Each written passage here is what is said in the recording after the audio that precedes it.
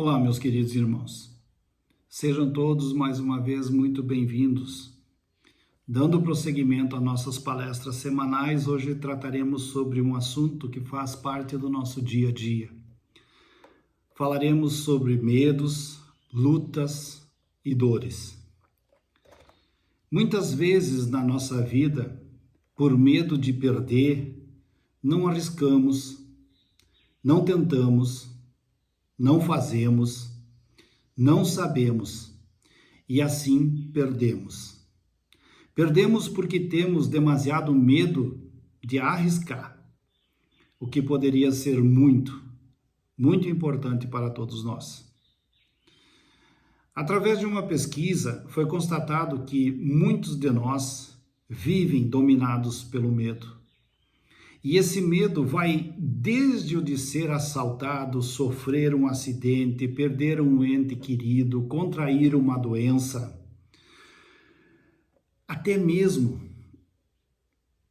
o sobressalto de um simples galho de árvore bater na nossa casa. Muitos de nós vivem nesse sobressalto.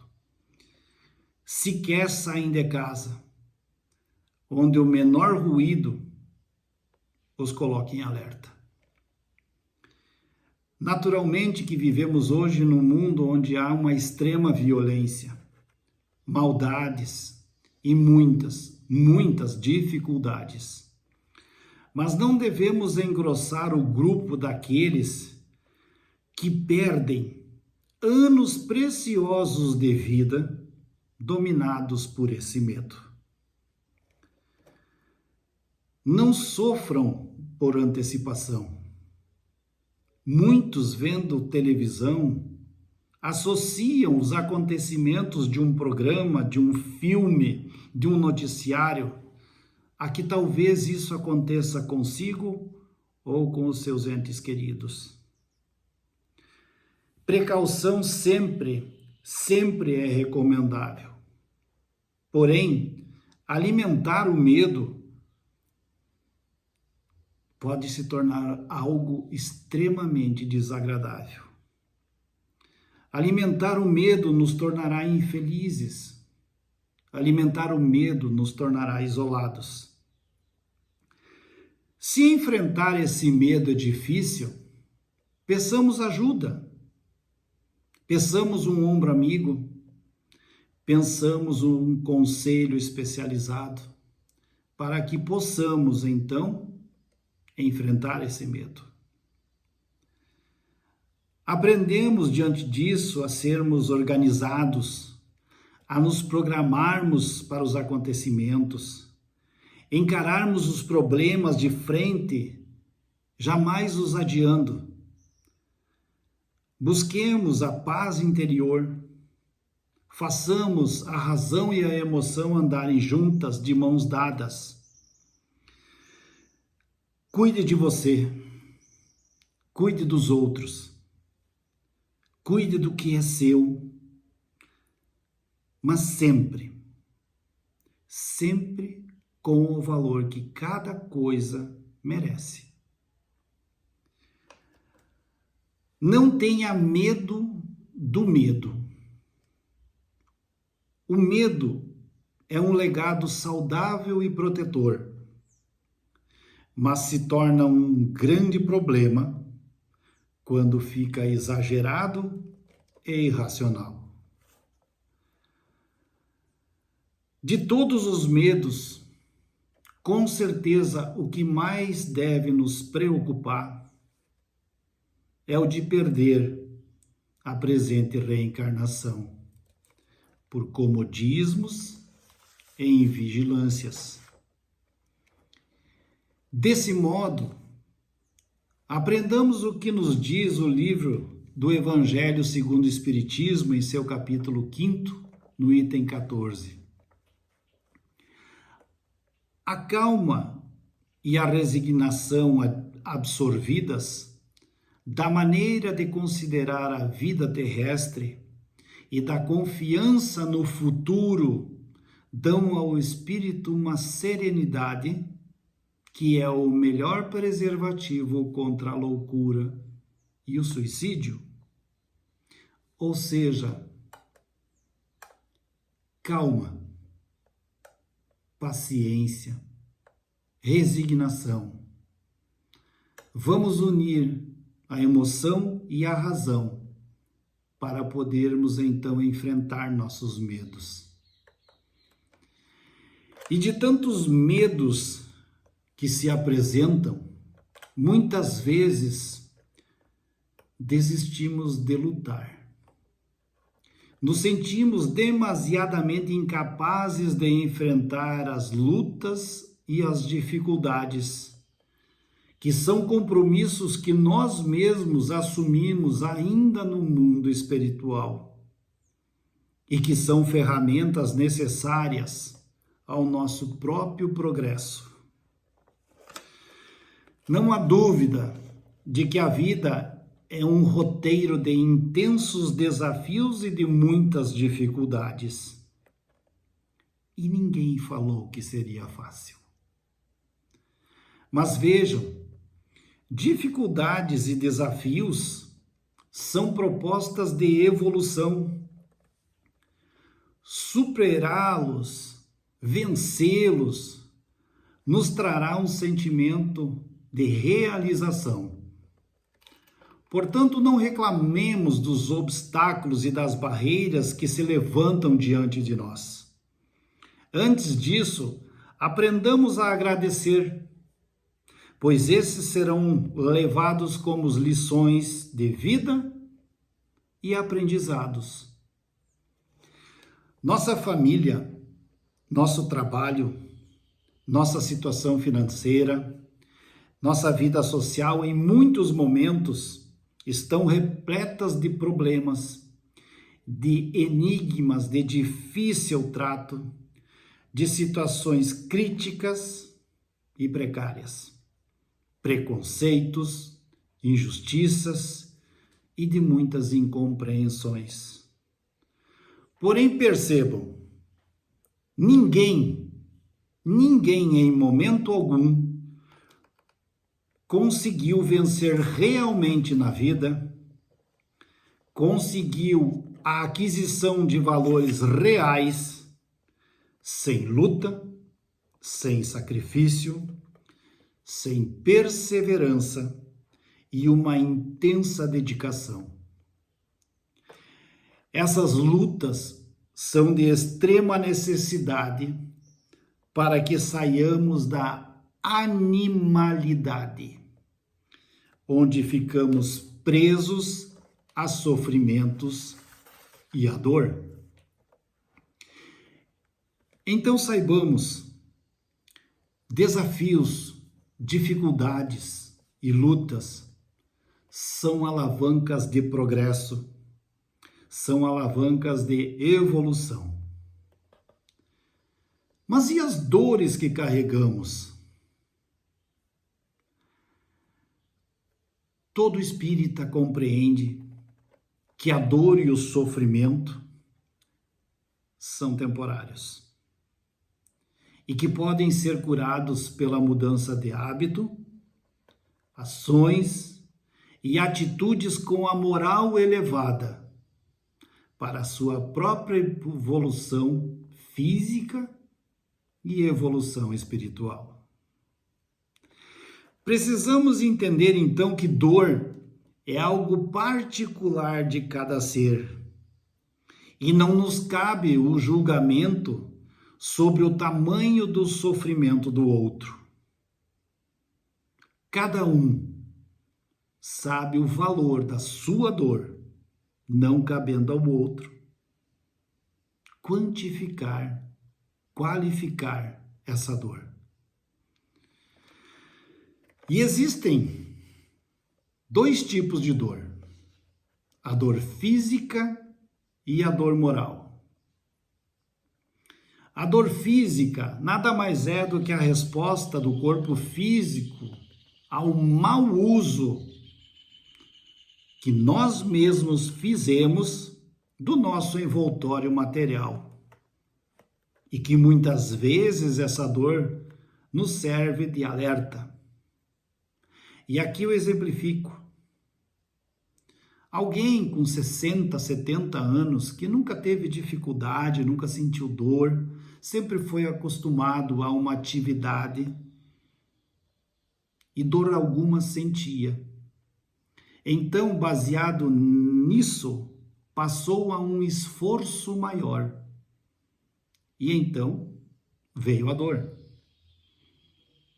Essa dor nada mais é do que um alerta do que está sendo mal usado o nosso envoltório material. E a dor moral, o que seria? A dor moral é aquela que o próprio ser atrai, em virtude dos seus equívocos, em virtude daquilo que ele mesmo fez. E tem como finalidade a evolução do homem. Lapidar esses sentimentos que ele tem e purificar a alma. E muitos perguntam, mas qual a dor maior, a física ou a moral? E os espíritos superiores nos ensinam que a dor moral é infinitamente maior. E eu explico. A dor física você é capaz de curar com um remédio comprado em uma farmácia. A dor moral, ela nos acompanhará, ela vai perdurar até que o indivíduo aprenda a lição que essa dor deverá trazer. Lembramos, portanto, que a doutrina espírita nos aponta que a dor deverá sempre nos servir de educação, sempre deverá nos servir de aprendizado e jamais como punição. E aqui cabe uma observação importantíssima. Seres que se autoflagelam buscando iluminação estão completamente equivocados. Eis que Deus não quer que criamos dor para nós mesmos.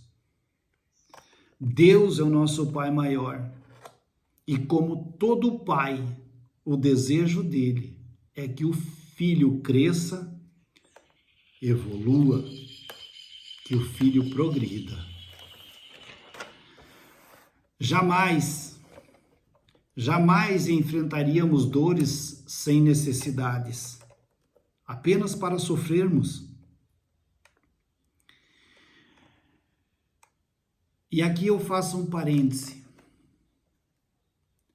Um filho, quando doente, atendido pelo pai, esse pai, sabendo, mesmo que o remédio para a cura seja extremamente amargo, alcança esse remédio para o filho para lhe restaurar a saúde.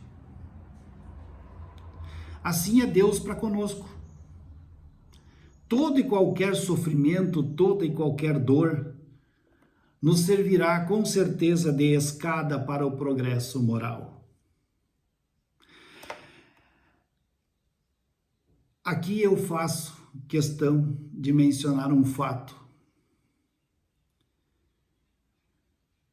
Certa feita, um senhor, jogador inveterado, viciado no jogo, ao chamar um outro que na mesa estava de ladrão, sem vergonha, vagabundo, foi por esse outro apunhalado nas costas. Devido a esse ferimento, teve que se recolher até a sua casa e nela permanecer dias e dias tentando a cura. Durante esse período, na ocasião em que houve uma discussão familiar, esse senhor, ainda em extrema recuperação, tentou apaziguar a discussão E ao fazer um esforço muito grande, a ferida que ainda estava aberta acabou por ser ainda mais prejudicada, levando a esse indivíduo a passar muito mais tempo acamado. Porém, uma das filhas que se envolveu na discussão, sentindo-se culpada, passou a ler todos os dias para esse pai o Evangelho segundo o Espiritismo. Passou-se meses e já então recuperado, esse senhor que levara um ferimento foi para o julgamento aonde se encontrava o seu agressor. E qual não foi a surpresa do juiz quando esse senhor que for agredido pela faca pediu para que o seu agressor fosse inocentado. E quando lhe perguntaram qual o motivo, ele simplesmente respondeu: o responsável fui eu. O responsável pelo início das agressões fui eu, ao chamá-lo de vagabundo, de ladrão, de sem vergonha. Vejam o quão útil foi essa dor para esse homem. Então jamais esqueçamos, vivemos em um mundo de provas e expiações. Expiações que são impostas pela justiça divina e provas que nós mesmos, espíritos conscientes, escolhemos resgatar. E por sermos espíritos recalcitrantes, espíritos resistentes, em evoluirmos, muitas vezes enxergamos essas expiações que nos são impostas pela justiça divina como fardos impossíveis de carregar. Porém, esse fardo se torna de extrema necessidade para que possamos evoluir. E apesar de nós termos o livre-arbítrio, saibamos sempre que o medo, as lutas e as dores jamais serão vencidos se não estivermos apoiados na fé e no amor do Pai Maior. Lembramo-nos, portanto, aquilo que de bom habitar o seu coração e levar até a sua mente, será sempre o que você poderá ensinar de melhor. Que a infinita bondade do Pai Maior esteja sempre conosco.